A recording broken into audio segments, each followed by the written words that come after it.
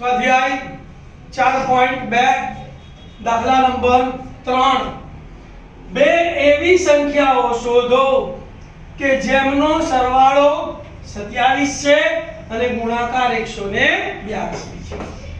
તો આપણને ખબર કઈ રીતે પડશે કે આ દ્વિચલ સુરેખ સમીકરણ કે દ્વિઘાત સમીકરણનો દાખલો છે ભાઈ? બોલો ગુણાકાર। તો શું આપેલું છે અહીંયા? ગુણાકાર શબ્દ મેં તમને લખાયેલું કે જો ગુણાકાર આપેલો હોય, વર્ગ આપેલું હોય, ક્ષેત્રફળ શબ્દ આપેલો હોય કે ઝડપનો દાખલો હોય તો એ હંમેશા દ્વિઘાત સમીકરણનો દાખલો કહેવાય અને એમાં માત્ર એક જ ચલ ધારવાનો, બરાબર? તો અહીંયા આપણે દાખલાની શરૂઆત કરીએ। પહેલી શરત કે બે સંખ્યાનો સરવાળો 27 છે।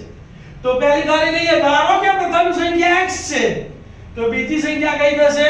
27 - x। સરવાળો -x બરાબર બે સંખ્યાઓ મળી ગઈ, પહેલી શરત પતી ગઈ। બીજી શરત આપેલી છે તેમનો ગુણાકાર 182 છે તો શરત લખવાની તેમનો ગુણાકાર 182 છે તો x નો ગુણાકાર અને 27 - x નો ગુણાકાર કેટલો થવો જોઈએ? 182। તો લખવાનું છે માટે સમીકરણ x ગુણ્યા 27 - x બરાબર 182।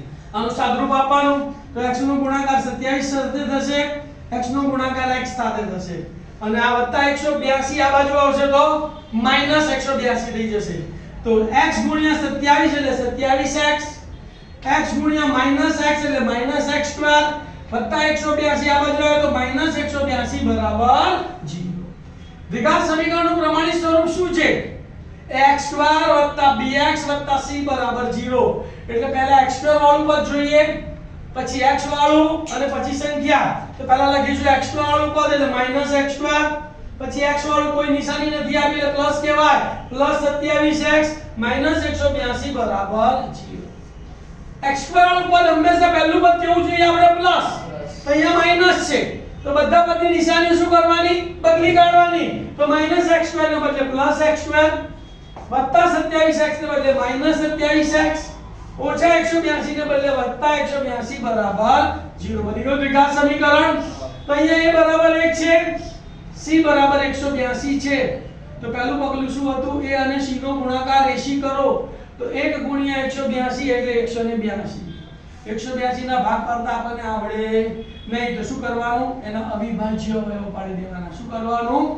182 ના અવિભાજ્ય પાડીએ તો 2 આયા, 182 માં 2 આવ્યો ને એકમનો એટલે 2 ની 40 લાગશે તો 2 ભાગ છે તો 2 9 18 અને 2 1 51 અને 13 7 91।